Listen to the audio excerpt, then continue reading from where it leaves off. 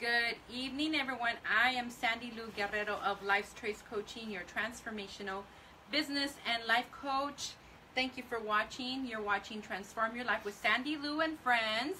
So I'm going to give you guys a few seconds to log in, but we're having a really this show could really change the way you look at your relationships and how you can communicate in your relationships, how to be in a healthy relationship, how to work through challenges in a relationship. So make sure that if you're joining right now, I'm going to go ahead and log in the tablet to acknowledge you, but make sure that you share, make sure that you like, love, etc. Send us your comments and your questions. This is a very, very, very special show, and there's so much to learn from this family, Carmen Torres and her son Brian Delgado, and it's really about how we can be in relationships with people, period, and challenging relationships. So even though we're talking about a relationship between a mother and a son, there's so much we can learn from their experiences, their challenges, and also how they've transformed their relationship. So please make sure that you share if you're just joining us. I'm Sandy Lou Guerrero, Life's Trace Coaching, your transformational business and life coach. You're watching Transform Your Life with Sandy Lou and friends. I am on every Tuesday evening at 8 p.m. Pacific Standard Time. So make sure that you join us. In fact, I've announced this before, so if it's the first time you're watching or if you watched before, just a reminder, I'm going to be celebrating my 1-year anniversary of Transform Your Life with Sandy Lou and friends on April 27th. It's going to be a great event. We're actually going to be live on Facebook. We're also going to have a live audience. So if you want to be part of the celebration and want to join us in person, and if I haven't met you, this is an opportunity to meet. I would love to meet some of you that have been following me for a while that I've never met and have supported me along the way. We're going to have food and drinks. We're going to have a friend of mine that's a rapper. He's awesome, and he's going to debut a new song that he wrote. It's like it's called Looking at the Person in the Mirror. And it's all about positive, checking in with myself. So I'm really looking forward to him debuting. We met through Facebook as well. So it's going to be an awesome event. I'm really excited about it. And those of you who have been close to me and have been with me through my journey as an entrepreneur, from when I quit my full-time job almost 2.5 years ago. It's, oh my gosh, right? To going full on. I've been coaching for almost 8 years, but I was not doing it full-time, and now it's just evolved. And Transform Your Life with Sandy Lou and friends has evolved as well, and it's going to be a year. So I love to see you April 27th. Save the date. So I'm putting in my announcement there, and I'll share with you later. And I have other guests that I already have confirmed, so I'm really looking forward to that, and sponsors that I've already committed, and so I'm really excited about it. And Transform Your Life with Sandy Lou and friends is all about empowerment. It's all about motivation. It's all about giving you tools. It's all about giving you information. It's all about people sharing about their lives and their businesses, and how they've had challenges, and how they learned, and how they've grown, and how they're moving forward in their life, and how they're also in contribution to our community.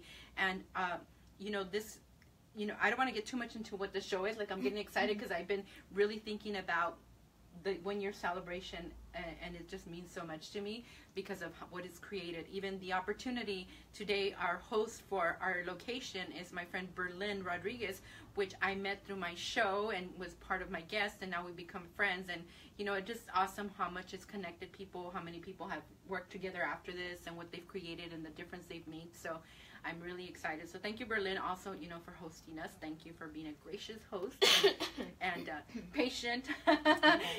We had to move some things, but it was awesome. Your energy, your space, it was perfect. So thank you so much. But I'm going to log into my tablet really quick just so that I could make sure that I want to be able to see what you guys are saying. And if you have any questions and comments, please share. Again, you're watching Transform Your Life with Sandy Lou and friends, and today my guests are Carmen Torres and her son Brian Delgado, and we're going to talk about the various things, right? But we're going to talk about some of the they had a rocky relationship at one point, while he was growing up, and how they were able to transform the relationship, and what it took to get from where they were to where they're at now. And I think that's really important. It's funny because Carmen is a really dear friend of mine. She's like my bestie here, and so I always share with her my thoughts and my ideas of business and life and just personal as well. And I shared with her that I had, that I've been watching the news and I've been working with people for years. And what I'm seeing is that the news is talking about how, about the concerns about gun control and about the school shootings and shootings in general. And they're talking about mental health and how we need to do more with mental health and we need more resources, etc. It also, we've also hear about how people need to be attentive to their kids and their parenting and how they need a parent, etc. But part of what's missing in all the things that I'm hearing is like, they're not talking about the parent himself. Like, they talk a lot about how the parent, what the parent should be doing. Make sure that you're watching what your kids is doing. Make sure that you're connecting with your kids. Make sure you're talking to them. But they never really say like, what are you doing? Because your kids are watching you, and from what they're watching and what they're interpreting from what they're seeing, what they're hearing, what you're doing, what you're not doing, what you're saying, what you're not saying. They're creating something for themselves internally, and it'll manifest into something negative if it's not addressed. So, in fact, I think it's really about us looking in the mirror and saying, you know what, I also got to work on me, right? So we'll talk more about that, but I think that it's so important for us to really talk about these topics, because when we start working on ourselves, when we become self-aware and we start changing who we are, and changing our our bad habits, it's all practice and it all takes work and self-development and investment and time, etc. But it changes our relationships with ourselves. More importantly, because our relationship does affect how we are in relationship with others. But then the people that are around us, it'll affect them, and it'll be a positive or negative thing. So this is like a really important topic. And the crazy part about this whole thing is that this particular show was not my idea. It was Carmen's. She felt like it was that they had a very powerful story to share, and she really wanted to share. And we talked about it, and we talked about whether Brian was going to be okay with it, and and so thank you, Brian, for being here and for being, like we had a conversation yesterday about what we were going to talk about, and so I really acknowledge you for being here. But anyway, I haven't logged into my tablet, so I need to make sure. I want to say hi to you guys. But make sure that you share, you guys. This is really powerful, this is very important information. This is powerful information. I think that it's time for us to have these conversations. It's time to get raw, real, authentic, vulnerable, and like really share start talking about these things. I work with a lot of people, and everybody's in a different area of their life, and so some people are really good in their mindset and their relationship with themselves, and they have goals that they're working on, whether it's their business or just things that they want to create for themselves, right? And and I'm working them. And then I have people that have a very weak foundation, meaning that they have a very unhealthy relationship with themselves, or any little thing could derail them, and then they're they're not solid, grounded in who they are, what they want, what's important to them. They get easily thrown off, and then I work with those people too, and get them to a place where they're really in full ownership of their life. But then some of those are parents, and when they come to me, I'm thinking, okay, as a coach, I'm thinking the responsibility of my role, right? And how can I serve them, and how can I help them, and how can I support them in transforming what they're going through, not buying into their story as well. I mean, there's so much, right? Because we feel bad for people, and sometimes you want to be nice, but in my role, being nice means being an interruption. It means holding them higher than that. Not saying I'm going to help them because they're not helpless. I'm going to support them, which there's a distinction between the two. But I want to say hi to a few people that are on, and then we're going to go ahead and have... Are you able to log in? Yes, I was able to log in. So and then I'll introduce Brian and Carmen formally. They could share a little bit about themselves, and then we're gonna go ahead and talk more about this. Okay. So I want to say hi to Maria Cervantes. Hello, Maria. Hello, Erin. Hello, Alma. Berlin Rodriguez is on. Hi, Berlin. Hi. All right. Hello, Hazel Ortega. Thank you for all your love and support. And Goddess, hello, my sister Lourdes. Oh, Carmen Torres is on. I am. Hi, Carmen Torres. Oh, you're live. Yeah. All right. Shannon says, "Hey, Sandy Lou." Shannon Horton, we gotta connect. I I have an idea. I could use the support for my show. I need you for my show. All right. Joe Sandoval, Callie Bennett, Mersa. Hello, Mersa. It's time. I'm waiting. Eddie Gutierrez, Yvonne Boras. Hello, my cousin over there. She's in Utah, I think. She's in Utah. Say hi to the family for me. Kristen. Hey, Kristen. And Dave Gutierrez says hi. Hi, Carmen. Hi, Dave. Maria de la Torre. Yvette Brooklyn. Hello, Yvette. We got to get you on the show. Maybe you could be our guest for the celebration show. And she's been following the show and been on the, like for a while. It'll be great to have you and share with us, how, what have you learned, and how we've supported, if we've supported it anyway. Let's see, Artemio, Raquel Toribio's, hi, Raquel, she says, hi, looking forward to seeing you. I saw that you already registered at the Eventbrite page. Alma Valenzuela says, thank you, Carmen and Brian, for your willingness to share your story. Hello, Lulu Tovar. Hello, Lulu. We got to connect. She was also on my show before. She is a nutrition goddess, and she does it all. Like, it's no supplements or anything like that. It's awesome. all about healthy, clean eating and exercise. And so she's definitely someone that you want to connect with. Nice. She removed the cancer cells in her own body by how she changed. So anyways, if you get a chance, watch that show. It's recorded. It's also on YouTube on Sandy Lou Guerrero. All right, so thank you everybody who's watching. If you just joined us, you're watching Transform Your Life with Sandy Lou and Friends. And I have my guest, Brian Delgado, son of Carmen Torres. We want to make sure that, I know Carmen looks like she's 20 and they look like a couple. I was like, I want to make sure that they like when I was like, I have to make sure on the title that I put clearly son or son of or mother of or Thank you. Right? They look like a couple because, Carmen is just gorgeous and she looks really young. Thank you. And not to say that you look older, but you just, you look like a couple. Yeah, I get it. Right, you get it. You get it. All right, so I have Carmen. Let's start with Carmen. Carmen, you want to share a little bit about you and what you do, and, Okay. and we'll go Sure. from there. Absolutely. So I'm a business owner, my HR specialist, and I became a single mother at the age of 20, and Brian is my only son, and I'm just really excited about sharing with you today. And I think to touch a little bit on one of the reasons, on the reason why I thought it would be a good idea and a good show, is because I think a lot of what you were sharing was very powerful, and it moved me to also share with people about what we can do. I've been working on myself. It's something that I've been doing on an ongoing basis, and for almost 10 years now, for about 10 years. And so I just felt that the time was just right. And as I mentioned to you, it was something that I couldn't make a decision on about that on my own. So I wanted to check in with Brian and see if there was something that he'd be comfortable talking about. And obviously he was, he's here with me. So I'm really excited about that. But more than anything, just to wrap up about myself is that,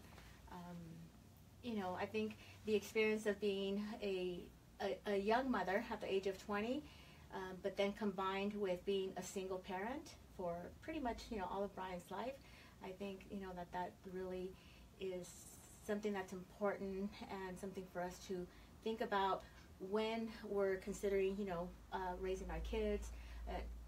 And it doesn't matter if you're single or, you come from, you have a family with two parents. Situations still occur regardless of that matter. Definitely, and thank you for being such an awesome friend, because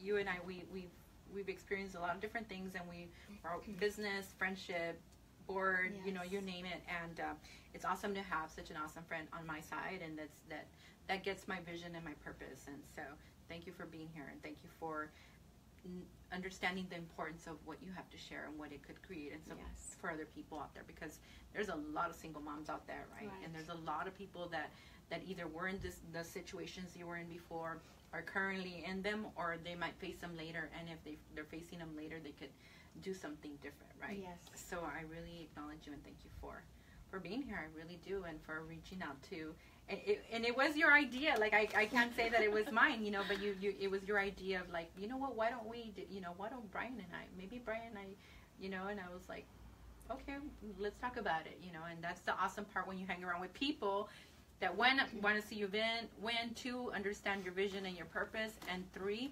also understand the value and what they could contribute to the people. Right. I think when you were talking about it, like, it made me realize, wow, you know, what she's referring to, what she's talking about, what she's questioning right now. I mean, I've experienced that, you know, with Brian. So I just, you know, I just thought it would be something special. And it definitely is. Thank you. All right, Brian, you want to share a little bit about yourself? Yes. My name's Brian Delgado. I'm 27 years old. Right now I'm working at Valvoline. I'm a senior technician there. So usually if you come up for an oil change, you'll get me at the window there greeting you and letting you know you're going to have a great time. I'm also a videographer and I say sports journalism. I do interviews, mainly in boxing. I interview fighters. I've had a lot of great opportunities in that. I've heard of your great opportunities and your Spanglish as well. My Spanglish, they've embraced it and loved you for it. I try to speak Spanish to some of these fighters. I learned Spanish, but not the correct way. It's what happens when you get a grandfather and a grandmother who are just like, yeah, come on, go with it, come with me, you know. So, Spanish can be worked on a little bit more, definitely. I don't think that's a rumor going on. My Spanish I loved it. I think the great part of that story or that sharing that your mom and I, we talk about a lot of, you know,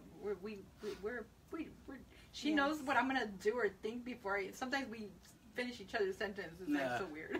But anyway, that when she shared that, I thought it was just so awesome because it seems like they've embraced you in the boxing world and with your Spanglish, and that's one of but with that smile, you know, with that smile and that energy, you know, like it's kind of, you know, like how could you not want that around, right? Yeah, no, it works out. It's a lot of fun. The message always gets across. They answer the question, and it's fun. It's a lot of fun. Very cool. You know, you're like over there where everybody wants to be. You know, like we're at the nosebleeds, and you're over there like, hey. It's a very privileged opportunity. Like for me, I think like nobody really pays attention to boxing. Like as a boxing super fan. But when somebody else says like a name, like, or if I say like, oh yeah, I've interviewed so and so, and they're like, oh yeah, I know him, gets me excited. Like, oh, you do, like, you know. So it's a privileged opportunity for sure. Great, congratulations, congratulations. Thank you. And I think it's awesome. Like when you start hearing, you know, all of you that are watching right now, but when you hear the story of where he was when he was younger, and what challenges he had, and where he's at now, it's like wow, you know, like. Anything and everything is possible, but we got to be proactive, and we got to, you know, take action and take ownership and responsibility, and I don't want to say more because then I'm going to give away everything, but so I'm going to go ahead and so are you guys ready? You're ready? Hold on to your seat. That's what we're here for. So I know, you know, I've had the opportunity and the privilege of getting to know. You know more about you. You know, we had a conversation more yesterday, and you know, through your mom, you know, we have a lot of trust, and so there's things that I know, and we've talked about it, and you know, you were brought up with your mom, and you had one of the, you know, we're gonna start off when you were a teenager and the challenges that you were having, and what happened from there. But you know, do you want to share a little bit about what it was like, you know, when you were a teenager? Was that when you really felt the biggest challenges, or when was it? Yeah, that was definitely the heaviest time for me. Probably from the age of 10 through about 15, 16. I felt a lot of weight on my shoulders, especially being an only child and only having my mom there. I did have my dad. I was mainly living with my mom, which, you know, kind of created that single mom situation.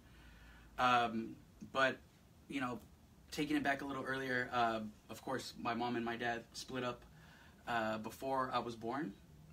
And so growing up without them left me to figure things out myself a lot, you know, and like I said, carry a lot of weight on my shoulders.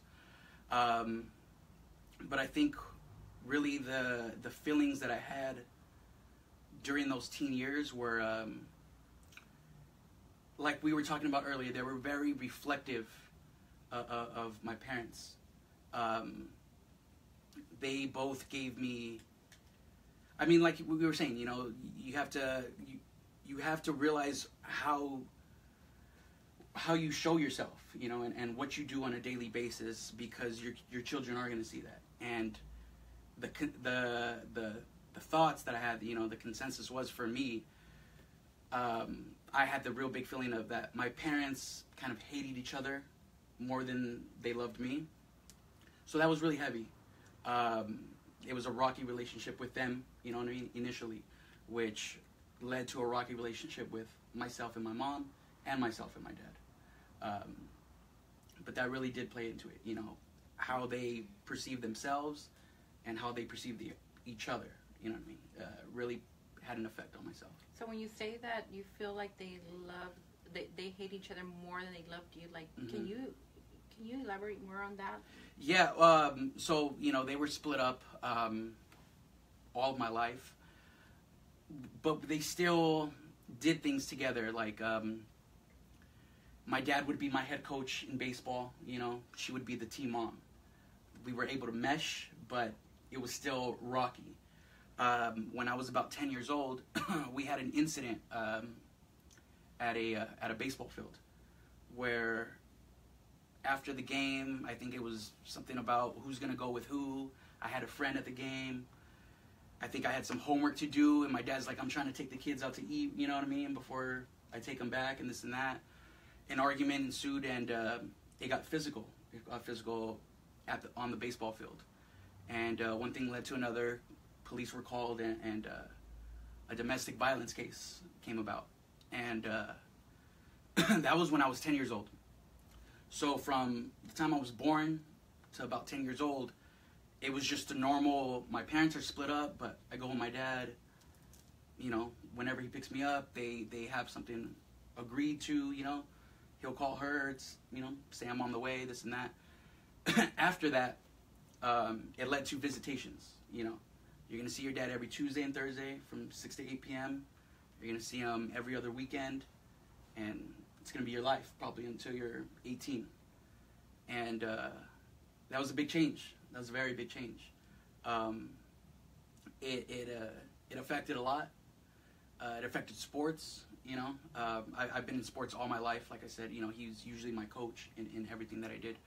So it affected, I mean, you know, practice times, you know what I mean? What time is he going to pick me up? What time am I allowed to leave with him? What time do I have to be home? What time is the practice over? Games and weekends, you know, it was a lot. It was a lot to deal with. Holidays, you know, who goes with who, where does he go for Christmas? Where does he go for Thanksgiving? It created a lot more conflict, which I began to take the burden on. You know, I began to take the burden because, like I said, I felt like they were so focused on how am I going to get over his mom? How am I going to get over his dad? How am I going to make him wish he was sorry? How am I going to make her, like, how am I going to get Brian, you know what I mean, and make her feel bad that I have him? Like, that's what I always thought the tug of war was. So you felt like it, would you say it was kind of like a win-lose, like they both wanted to win? Yeah. Like it was like a, yeah. Like I'm right, you're wrong. Exactly. I win, you lose. Exactly. You They know, wanted. There's no way I'm gonna lose. She's gonna lose before I. Exactly. They wanted to win through somebody else losing, through the other person losing, is what I felt. So that was pretty heavy. And how long you were losing? You were losing. What do you think that you were losing at the time? I think I was losing my ability to trust. Definitely my ability to trust. From a young age, it was always...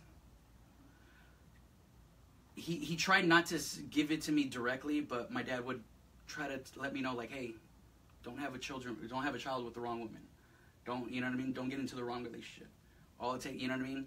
This happens 18 years. So there was positive education and teaching, but there was also a lot of scary, you know, like, this can happen to you. You can end up with a woman that, you know what I mean, who doesn't love you, or, you know what I mean, something like that. So there was it was a little scary, you know what I mean, like the learning. It was an eye-opening experience. Somewhat for the better, but also little premature experience, I think. I You're don't think too young for that. Yeah. To be hearing that. Definitely. That's not what you need to be hearing. Yeah, and I'm glad that you brought that up, because this is a common thing that I see happening, where the parents play that win-lose game. You know, that win-lose. You know, I win, you lose. I'm right, you're wrong. Yeah. And all along, nobody's winning. You know, Right. and I always say this, that even if you split up, that you gotta have you get to choose to love that person as a human being, as a mother or father of your kid, so that way your kid always feels that, you know, like, it'll never be 100% what they want, but at a minimum they feel like you guys are always making sure you're okay. You know, just give you an example. I didn't even have kids with my I want to say last ex-husband, because that sounds really weird. But he was the best ex-husband I could have ever asked for, because he wanted to make sure I was okay, and make sure that, you know, he was very supportive in the divorce and in the change, and it was all about, you know, let's both win. And we loved each other at one point, and we're gonna have love for each other in a different way, but we want to make sure that you're okay. Yes. You know, and I think that, you know, I hope that you guys are all listening and sharing, because this is real, this is relevant, this could be you if it's not already you, or you grew up this way, and if you don't change the story of how you grew up, then the story will continue, and it'll be your legacy. You know? Yes. Yeah.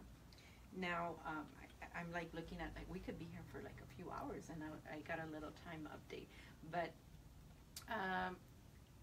I know, do you want to share a little bit of what you were experiencing at the time, and then we'll get into when you were finally at that breakdown point? Sure. So I think, you know, my experience was that when Brian was, you know, as from a baby through toddler, and then even through, I would say about 10, 11 years old, I felt that there was a level of happiness that was just really amazing. All my friends, family, everyone, you know, said to me, wow, Brian is such a happy child. Like, you know, it's beautiful. He has this amazing smile, and you can feel his energy. It was so positive, so engaging. I mean, people really liked to connect with him. He had a way with words. He had a way with connecting with so many adults. So when I saw the difference, I knew that the change, you know, that had happened was something that was very impactful on him. I did try to have an amicable, you know, relationship with his father, because I know that's important. You know, kids need their fathers, and particularly, you know, boys. I thought that was just something that was very important. Plus, I also knew that, you know, Brian would be my only son, and so I wanted to give him every opportunity that he could have to have a nice upbringing. And when that change happened is when I noticed, you know, just his behavior, when I started noticing, I think it was actually one thing, it was something that he said. He said, I feel like neither you or my dad love me. And I know he mentioned, you know, that we hated each other more than we loved him. But I remember him saying to me, I feel that I'm not loved. And to me, that was just, wow. I mean, it was, you know, I mean, for your son to say that to you, it was something nerve-changing. Plus, it also made me realize what he needed, that, you know, he was someone who was willing to talk about certain things. He was not afraid to say certain things. And I believe that, you know, it was at that point when I started to realize that I needed to look at what I was doing and, you know, to support him in different ways. But it was definitely a tough several years, from the age of about 12 to at least through about 16 and a half, 17 years old. Wow.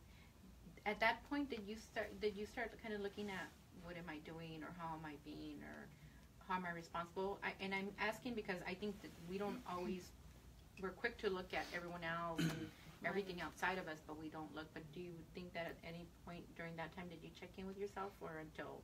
Yes, I mean, I definitely did, because I knew that, you know, prior to that, like Brian mentioned, you know, that I was very comfortable with Brian having an open relationship with his father, one that did not have schedules, one that did not have boundaries.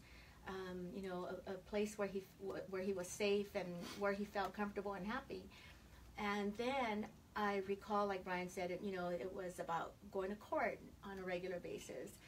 It was about, you know, schedules, you know, well, what time, and, you know, is he late to drop him off? Is he late to pick him up?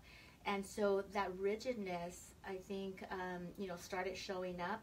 And trust me, I didn't like it either. I mean, it didn't feel good. But I didn't know how to react to it differently. You know, at the time, I didn't have, you know, support about that. You know, it was what I knew at that time. Do you think that do you think in some sense that your ego was guiding you during that time as well, like that? Because, you know, he said he felt like it was like win, Right. lose, win, lose, win, lose kind of thing. You know, I say that now, looking at that, I would say yes, of course. I mean, the ego definitely Wants to be right. You know, wants to be right, and, you know, at what cost? And sometimes it's at the cost of the ones that you love the most. You know, I mean, I thought that I was doing the right thing, and when I realized that, you know, what I was doing was hurting him, is when I started to, you know, just think about other ways of being. And we'll get more into that, because Yes. I know that you did some self-development and it changed everything. course. But now, Brian, so when you were a teenager, so when you were about 16 is when you, you know, you shared that you had reached out to your mom and you had said, I need help. Yeah. You want to talk a little bit about that? Yeah, those years, you know, those early high school years, 14, 15, 16, I became very angry, and I began hurting myself in a way. I never liked to, like, cut myself, or I never liked to damage really, like, my body, but I like to punch things. Like, that was my thing when I was younger, is I wanted to show that I was sad, but also angry. So that was usually my thing. I mean, if you want dramatic... Attention, right? Yeah, if you want, like, any dramatic effect, just punch some glass, you know, like, falls down, and she gets all, so, I mean, it really, like, it gives... Laugh about it today. Yeah, it gives it some real dramatic effect, yeah. Laugh about it today. But, I mean, I was a very angry teen. You know, I used to have to cover up holes on my door with posters and stickers because I kept punching things out. And I remember one day telling my mom, I don't know, just the weight was very heavy. It was very heavy. And I remember where we were. We were in our house in Ball Heights, and I came out to to like a little kitchen dining room area, and I just told her, I was like, hey, Mom, I think I need, like, some professional help. I really feel like hurting myself, like, bad. And like I said, nothing like really suicide related or anything, but I knew that I wanted to damage myself. I felt very hopeless and helpless. So something in me, like, just said, reach out for help. Did you know, sometimes kids can't talk to their parents, you know, so what made you feel like you could actually go to her and tell her this? I've always known that from my mom. She's always given me, in different parts in life, she's always given me that reassurance that I could go to her. I could go to her. So that was always in the back of my head, you know, knowing that as, like, your relationship through, you know, son and mother. Even with my dad, I had confided in him with certain things. But something, I don't know exactly what it was in me. It was a feeling of just pure hopelessness, that I need somebody else, like, to get involved. Like, I need somebody else, yeah. So, Carmen, what was it like for you to hear that from him? What was your reaction? So, I mean, I remember, you know, when he first said it to me, that I felt, first I felt so grateful that, you know, he would, that he was able to come to me for that. Because, you know, so many nights, so many times, so many days, I would, you know, listen to his door. I thought, okay, it's too quiet. And I'd make up excuses to, hey, Brian, can you come over here? Or, you know, Brian, can you help me with this? You know, because I wanted to know that he was okay.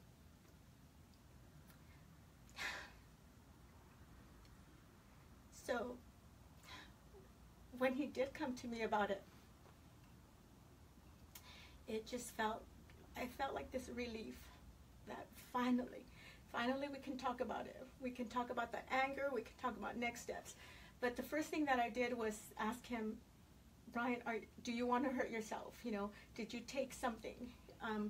Do I need to call 911? Do we need to drive to the hospital? You know, like, tell me, I just want to know what you're feeling about them. And he said, I don't know, just do something. And, you know, so I called 911, and I can't remember, honestly, if the police came or not, or if I just talked to them and asked them for advice. I think I got support. on the phone. I think I got on the phone with the dispatcher. And they asked, you know, like, what kind of support are we looking for right now? And I think once we shared where he was at, and the fact that he was so present about his ask, I think that led them to say to us, go to the nearest hospital. There's a hospital near you. You know, USC has the best care that you can receive. And so, you know, make your way to that location. And that's what we did. We went to the hospital. Brian was able to have a conversation, let them know what he was experiencing. They talked to us about all the options. It was really incredible, you know, but they said because we did make that phone call and, you know, for Brian's, you know, safety, that, you know, he would be held for 72 hours. And it was the beginning of recovery. Yeah. Just to let you know, there was immediate regret when I heard them say 72 hours. Like, what did I do? I said, no, I'm fine, actually. I'm good. I can go home right now. I'm good. And they're like, no, 72 hours. You got to stay here. I got the attention. You're like, I no, wanted. yeah. It's good. Right. Thanks for the help. Like, but it was good. It was good. I was glad that they held me for the 72 hours. It was forcible. It was forced, but it was necessary. It was very necessary. Yeah. I needed those time. And with those 72 hours, an opportunity came about with your insurance to send me to like a rehabilitation or like a program. Yeah, like it's just a center in Pasadena, which was a very good program. And actually, on the way to the program, I was in in an ambulance. And when I don't know if I ever told you this, but when I was in the ambulance, the paramedic is there, and I'm looking at him, and I recognize him. And my little cousins, Alyssa and Anita, you know my aunt. Yes. They were in cheer. They were very young at the time, and I recognized the paramedic. He was actually the father of one of the kids who was a cheerleader, and he was like the team doctor or something like that. So I had seen him at the events, and I asked him, and I was, do you have like a little daughter who's in cheerleading? He's like, yeah. I was like, oh, my cousins are so and so and so and so. I think they're on the same team. He's like, oh yeah, you know what? I think I recognize you. This and that. How you doing? This and that. I was like, yeah, I'm good. And there was a moment of silence where he goes, so what are you doing here? Like, he's like, what are you doing? Like, I was like, fine? Yeah, and I told him, I was like, I don't know, man. You know, I kind of opened my mouth. I think I said I wanted to, hurt myself, and they took action. He goes, you know what, man? He goes, regardless of how you feel, he goes, you look good right now, but where you're going right now, your mom must have great insurance because this is a really great place where you're going. And when he told me that, I was like, okay, like, I'm going to this place, be open, like, this guy he didn't need to tell me that, you know what I mean? He didn't need to tell me anything, but he told me, your mom must have good insurance because this place that you're going to, it's a really good place, so take it in. And that helped a lot. It allowed me to be open and willing. Isn't it interesting? I believe there's no accidents, right? There's no accidents. The universe brings us what we need, what we want, what we don't want because we're focused on it. I mean, it's just interesting what are the odds, right? Yeah. I mean, that's just crazy. He was there to give you a message. Yeah, definitely. Yeah, definitely. Wow, that's just crazy. When I hear things like that, it just blows me away. But, I mean, something so simple totally altered what you were going to create. Would you agree? Definitely. And you know what? I think it's important that we keep our mind open to those opportunities and we take notice to them and we take advantage of them. That was definitely an opportunity. That was definitely something that triggered me to be open there. And when I was there, there was a counselor there by the name of Bob Forrest, who told great stories, he told very vulnerable stories about himself, about his own children, that allowed me to be vulnerable and open there. But it wasn't until I saw him maybe a year or a month later on TV, on VH1, on like Celebrity Rehab with Dr. Drew. I saw him talking to the celebrities, and I was like, oh shit, like that's the guy who was talking to me. And just that little reminder, it just kicked back in. You know what I mean? Like, remember what he was telling you? Remember what he was saying?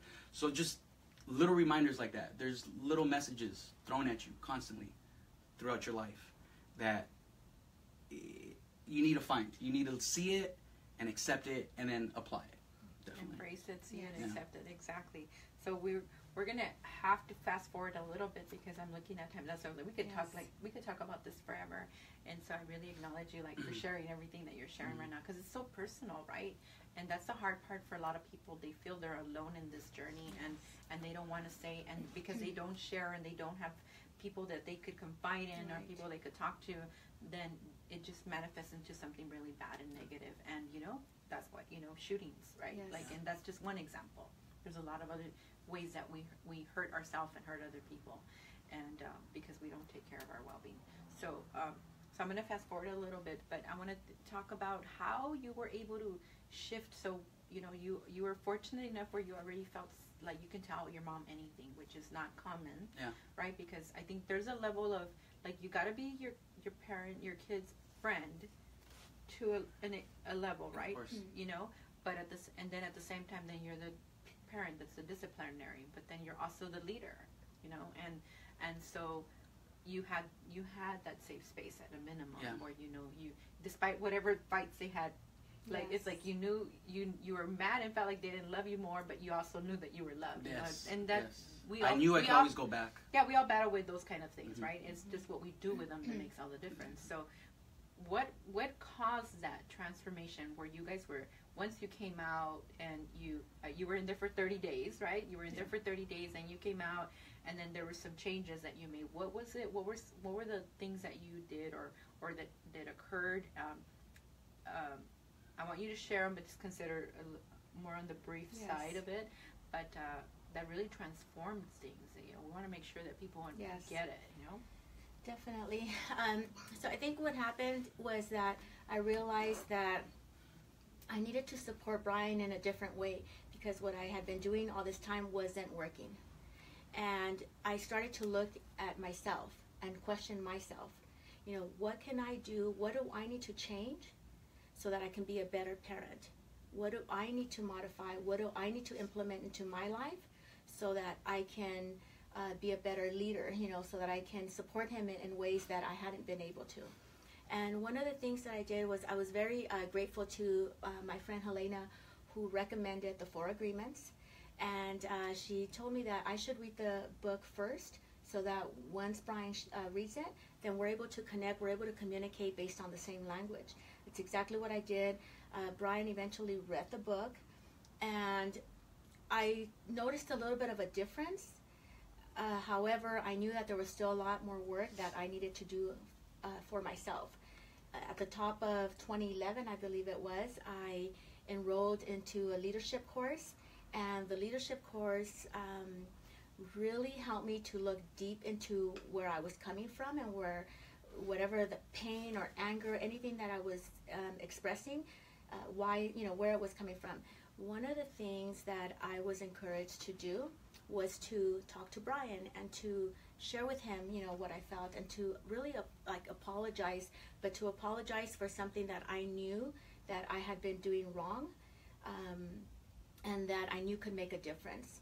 So one evening I came home after the program, and I said to Brian, Brian, I want to talk to you. There's something I want to share. I want to let you know that I'm sorry. I apologize for the life that I've given you. While all along I thought that I was protecting you, I was actually controlling you.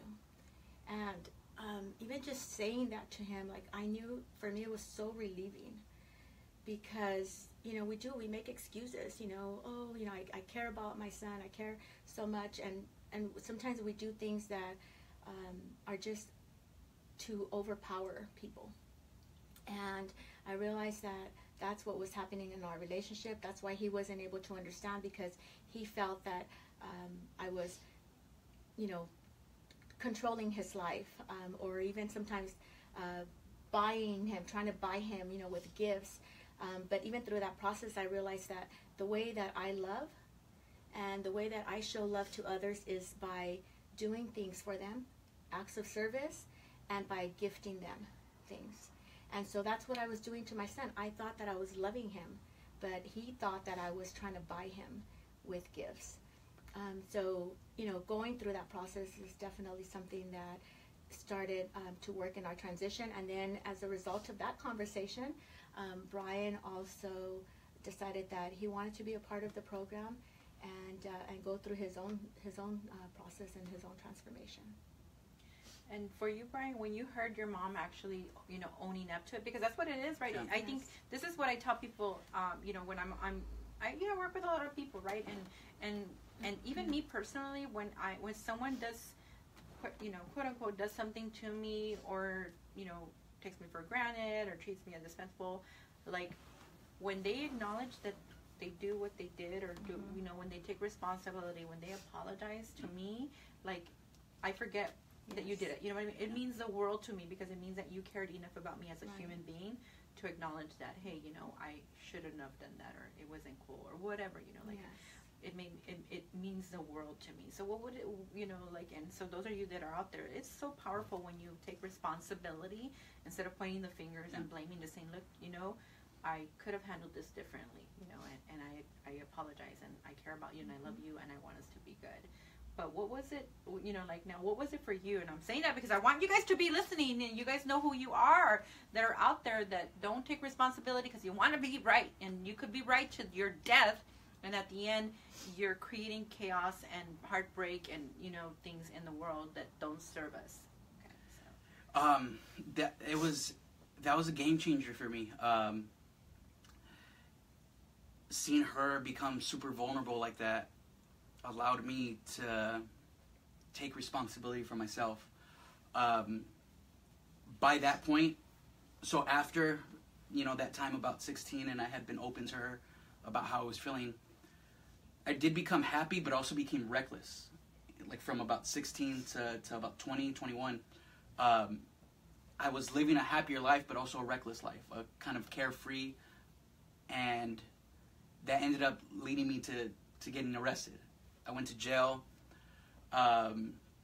served some time, spent my 19th birthday in jail, and a conversation that she had with me there was one that helped me make sure that I didn't land back in there. But just her being able to be vulnerable to me, really opened me up and allowed me to accept responsibility that I was reckless and that I was responsible for my own actions and nobody else was. It allowed me to understand that my mother isn't just my mother.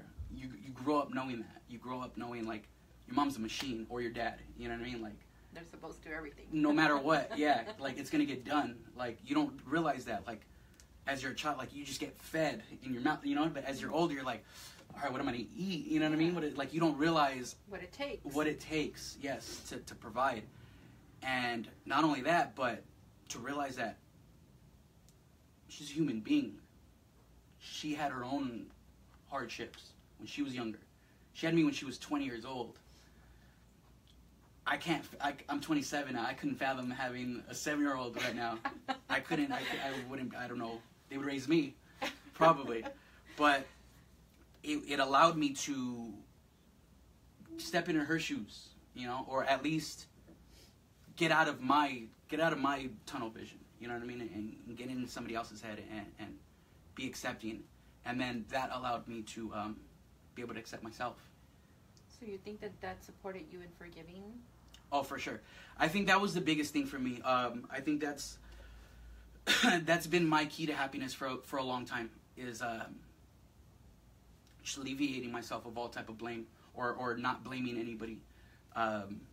like I said, when I was younger, I was a very angry teen. I was very angry, and it was because, like I said, that was the consensus, or that was my thoughts, where I feel like you hate each other more than you love me, and it was a blame game.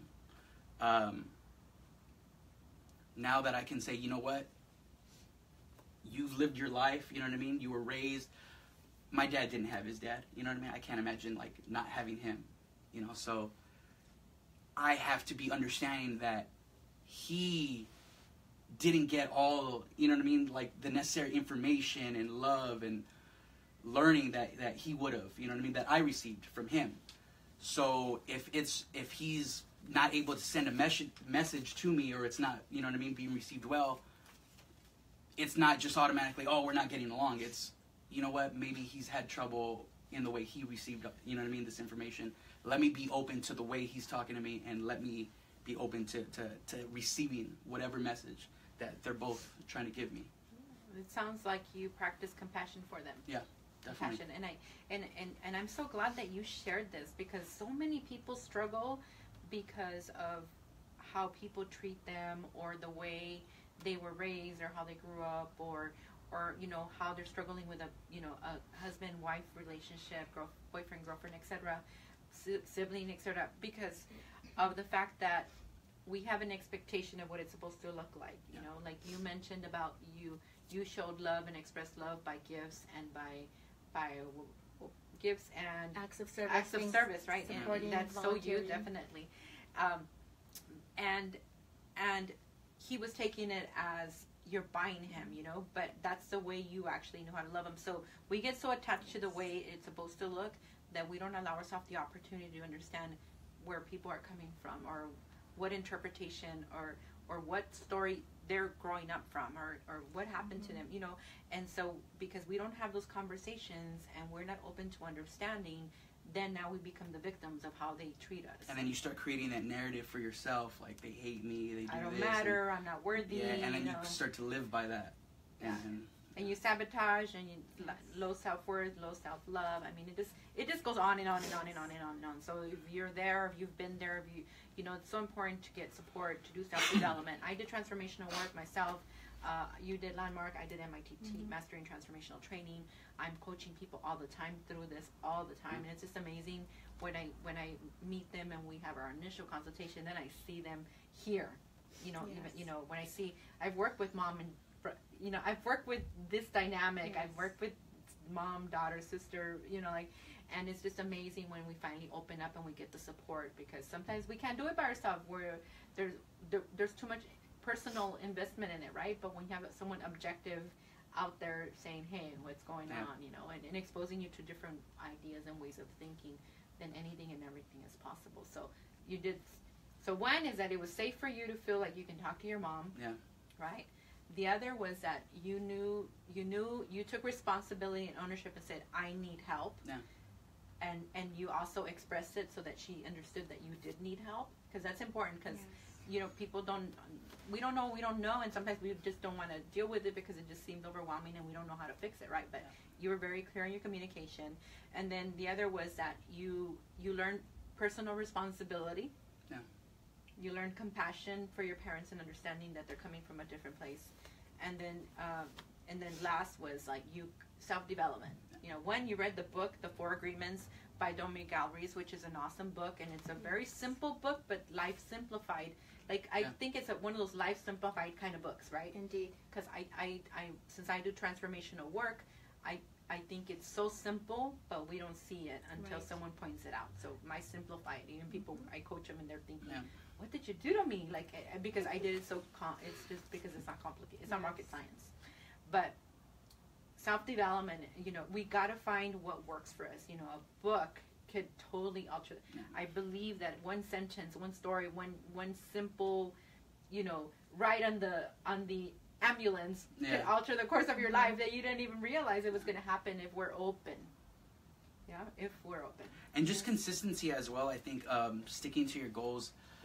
The same program that she was in, I went and I made that first day. I made that same call to my dad, and I called him and let him know that I apologized for everything that I felt. And he's telling me, what's the name of the thing you're on again? Where's the name of the place? And he tells me over the phone, he's like, Brian, I think that's a cult. I got that too. Yeah, and he's like, I think that's a cult, Brian.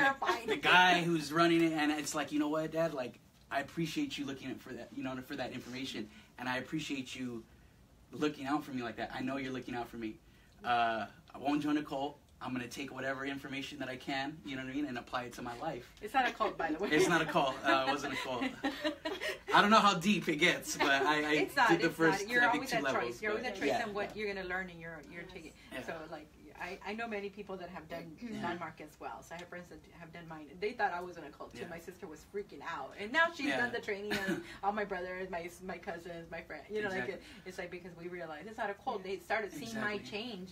That they were like, what, like, you changed so drastically. Yeah. You went from, like, bitter and dying and suicidal to you can't stop smiling. Something's up. But it's so I drank the necessary. Kool-Aid, you know? It's so necessary to take in these different things, like that program.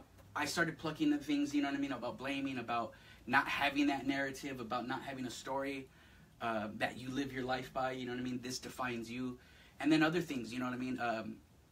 Any 12-step program will tell you don't create new relationships, until you're done taking care of yourself. And I think that's what we led into is that she started taking care of herself, which made her open to offering it to me and say, hey, I know of this program, I know of these things, it's helping me. Do you think it can help you? And then eventually that to me. It's just amazing if you think about the fact. You did the training, you open up to him, you take responsibility and ownership, then he goes to his dad and he takes responsibility and ownership with his dad because of what you did. So it's just, that's the way it works, like when we start working on ourselves and we start changing the way we show up, people around us start changing the way they show up. Unless they're really resistant or want to make you wrong for even being a better person, right? Because that happens too. People want to hold you in a box of the past, right? And as long as you know where you're at and where you're going, it doesn't matter. But those things do happen. But here, you didn't hold her in the box. You were like, wow, like I needed to hear this. This is exactly what I needed. And then you're like, wait a minute, let me think about what what is created with my father and what I can change, transform. So that's beautiful. Yes. I love everything. I'm like, can we go for 2 hours? Well, we definitely have to really, I love to have you guys again because I think there's more to your story. And there's so much more, but we talked about like a lot of the main points, and I hope that there's some comments here, and I want to read them really quickly. We're going over a few minutes, okay? You guys bear with us, but this is just life-changing information, and this is transformation, and this is what happens. When we take responsibility and ownership for their life, we don't only transform our lives, but we transform the relationships in our life, and we not whether it's your son or your daughter or your friend or your intimate relationship, but more importantly, your relationship with yourself, because the most important relationship that you'll ever have is the one with yourself. Like, yes, your mom will be like the one and etc. But when we are good with ourselves, when we could be loving to ourselves, compassionate to ourselves, forgiving of ourselves, like all these different things, then we can give the best of ourselves, and everything is a bonus, and we could be the best version of ourselves for ourselves, and everybody gets to enjoy it. It just changes everything, and we attract different things coming from that place. So I'm like, yes. So I mean, like, there's just so much we can talk about for days, but let me go ahead and just acknowledge some of the people that are on. Everybody that's on, thank you for joining. I'm gonna go ahead and just read the comments, but thank you so much for joining us. And I see quite a few amazing people that are out there. Yvette Brooklyn says, I applaud this young man for allowing himself to be true to his emotional breakdown. We sometimes have to fall apart or break apart to rebuild our lives. You are blessed to come to your mom. Let's see, hold on, it's longer. To your mom, because her love never fails, and this crisis served a dark moment to bring you both light. Thank you for your transparency and love. You get it? Thank you. Yes. Jesse Ramos says, proud of you, Brian. Keep charging. Thanks for sharing your heart. You have greatness in you. And yes, you do. Yes, you do. Liz Miranda Torres says, "Wow, Brian, I never knew about any of this. I love you both very much. Thank you for sharing." Hi, Auntie Liz. You know, we never know what's going on in people's households or in their lives, and we gotta practice compassion or be open. Or if you're gonna don't judge, ask, give clarity. You know what I mean? And I'm talking about everything. You know, I've lately I've experienced a few things where people are assuming, and you're like, you don't even know where I'm coming from. You know, like you don't understand. Anyway, we gotta ask. We gotta ask. You know, we don't know what's going on with an individual, and it's all about love. Yes. You know, I lead with love, and that's it. There's no changing that for me. And I accidentally pressed something. Carla Perez says, beautiful job, guys. Thank you for sharing. Alma says, Landmark is wonderful. I've heard great things of it as well. Lisa Royal says, love you both. Lisa and Ella. Hi, Lisa. Hi, Lisa. Let's see. Mercer says, wow, amazing story. And Brian, you are a brave young man. Keep moving forward with your life. Alma Valenzuela says, your relationship is a beautiful blessing. Thank you, Alma. And Berlin says, I'm over here watching in my couch crying. She's watching us. She's our host. She's hosting Thank you, Berlin. her space with us. Thank you so much, Berlin. And I think I might have missed a few because I moved something. But I want to say, your last message, or what is it that you... My phone was ringing. Priscilla Rose, I'm having my show right now. My manifesting goddess friend. All right, so last words, last message for everyone for now, because we got to have you guys back. We have to definitely have you guys back. And you want to go ahead and what is it, the last message you want to say for now? Great. For now. Thank you. For me, it is that I say this all the time. There are two things that I've been living by, and one of them is he who angers you controls you. It is something that I realize that whenever I feel like I'm angry, I realize that I've given up my power, and I work to get that back in a positive way. The second thing is that it's never too late to do the right thing. That's just so big for me, and I think that's really, what I realized is that it didn't matter that Brian was already 20 years old or about to be 21. I knew that I wanted to have my life with my son in it, and I wanted to ensure that he was happy so that he can have a loving, trusting, respectful relationship with someone in the future. And it's such a blessing to know that that's exactly the kind of relationship he's in right now. So it's never too late to do the right thing. All right, thank you. Yes. And for yourself, Brian? Just the last message, I guess. Just love, be loved, and don't judge, accept.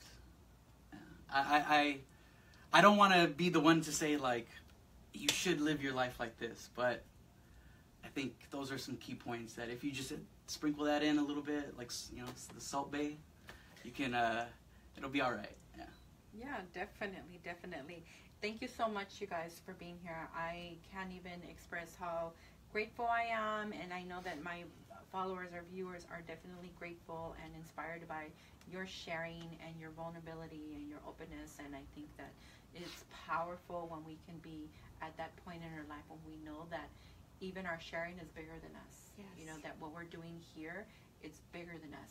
Like we're very fortunate to have made choices that transformed our life, where we're at peace with ourselves, and that we're moving forward in our life.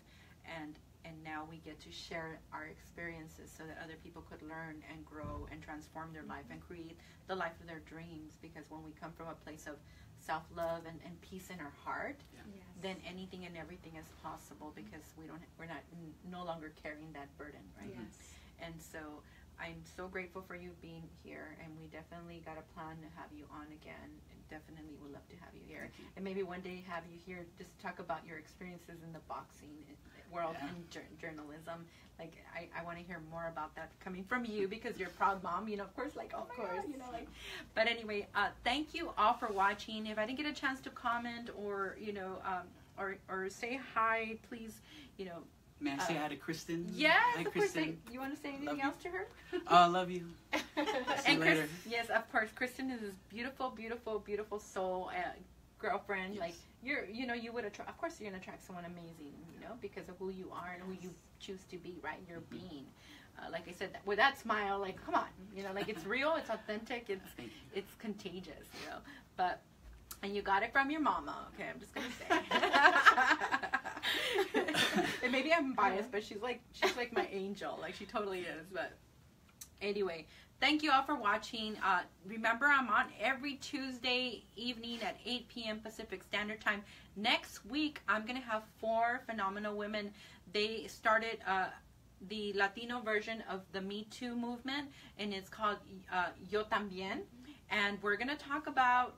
They're going to be talking about they have an upcoming event that is about healing for people that have been sexually abused, that have had an experience where they were taken advantage of one form or another. And they're going to be here next Tuesday. So make sure that you join us next Tuesday evening. It's an opportunity to learn and grow from these women's experiences. Make sure that you share. And if you have any questions, anything, if you want more information about their event, they're already posting it. I've shared it. And I'll make sure I share it again, but they'll be here next Tuesday evening. I'm really looking forward to having them, and I'm working on more programming. I'm super excited. Again, on April 27th is my 1-year anniversary show. It's going to be a live event, and we're going to have audience, so it's limited seating. If you want to be part of the show, if you want to be a part of the show and share what you've learned, that would be awesome. I'd love to hear all about what you've learned or who in my show has inspired you or motivated you. And if we have sponsorship opportunities. In fact, I want to thank some of my sponsors that already have committed, and that's the Ortega Counseling Center, the CM Cleaning Solutions, and of course my HR specialist. And we're still working on all the details of everyone else. And we have a rapper he's a rapper that started following me. He's amazing. He's going to be performing. And we have Jesse Sink, my friend Jesse Sink, authored his book, and it's going to be launching soon. So he's going to be here on the show. In fact, he's going to bring his girlfriend, Tara Lynn Gold, that has been Wonderful. Such a rock for him.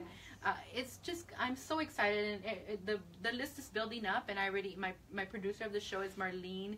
Oh my gosh, I went blank right now. Marlene. Yes. I'm like, why am I blank right now? But anyway, I'm like getting really excited. But it's going to be an awesome show. It's going to be a live show. We're going to have food. We're going to have drinks. So make sure that you RSVP. And I want to meet you guys. A lot of you I don't know, and I want to meet you. So it'd be great to meet you. I know we're going to be here. I don't know. I hope you're going to be there. Will. But I know. Oh yeah, and Berlin is going to be here. She's going to be on our show. She has an interesting story, and we're excited. She was our guest, and she's going to be coming back as a guest as well. And so yeah, like super excited. So make sure, save the date, April 27th. Register on Eventbrite, so make sure that you save your seat. All right, everyone, have a wonderful, wonderful evening. Remember that you have the power to choose how you want to live your life from moment to moment. You do have a choice. Good night, everyone. I'm going to walk up and turn off the camera. Yay. Thank you. Bye, everyone. Good job. Bye. It's a wrap. That was good. It doesn't want to end. You gotta press the thing in the center first. None.